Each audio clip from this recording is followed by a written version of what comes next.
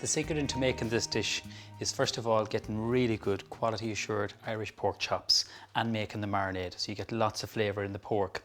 So I'm going to make the marinade first, and like any marinade, if you can leave it in the fridge overnight, the flavour the pork chops will take on is delicious.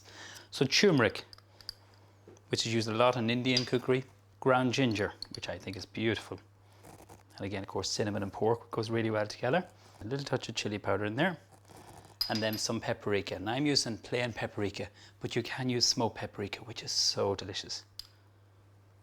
And then some black pepper. So you mix this all together. We're going to put the juice of some lemon into this and some olive oil, or you can use some rapeseed oil.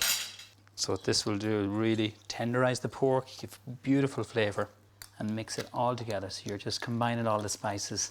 We're using the loin chops, which is fantastic, full of flavour, lovely little bit of marbling of fat, and you need a little bit of fat for flavour. So I'm going to use 2/3 of this, and then I'm going to keep 1/3 back for our sauce. I'm going to just smear this just all over the pork chops. So what I would do at this stage, cover it in cling film, leave it in your fridge, and definitely leave it, if you can, overnight, just to marinate. And the longer you leave it, the better flavour you get. So just peel your cling film, cover your dish, and then that goes into the fridge.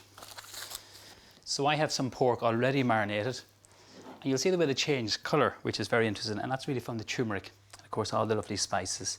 So we're going to make a really very simple and delicious kind of like a tagine sauce with tomato sauce base. So in goes some onion into the pan, tiny touch of oil, and then what I'm going to do is I'm going to put in some garlic.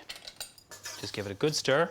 So I'm going to let this cook for a minute or two, just until it sweats up a little bit and gets a little bit of colour, not too much, and then we're going to add in the tomatoes. So after a minute or two, just lightly sweat it off, the onions and the garlic. The smell is beautiful. Now what I'm going to do is put in the spice mix. So cook this out. I'm going to add in the tomatoes. It's just a can of tomatoes. We're going to put in some honey, gives a lovely little bit of sweetness to it, and then some apricots, and they'll add great sweetness to this. And the last thing is just a tiny little bit of the lemon juice. So this needs to come to the boil and gently simmer for about 5 minutes. What I'm going to do next is sear off my pork chops. Lift up the pork and just test. If you don't hear that, it's not hot enough. So make sure it's really, really hot. I'm going to season the other side, and I'm literally going to cook this a minute either side just to sear it off. It's not going to be cooked through because we're going to cook it in the oven with this wonderful sauce. We're going to take our chops off. They're not cooked, but I just wanted to sear them. Bring your pan over and just very gently lift the chops off, and then we're going to simply cover this all over the chops. Now I'm going to cover this with foil, and this keeps it really moist. I have the oven preheated at 180, and it's going to take 30 minutes to cook these until they're beautiful, tender and so succulent.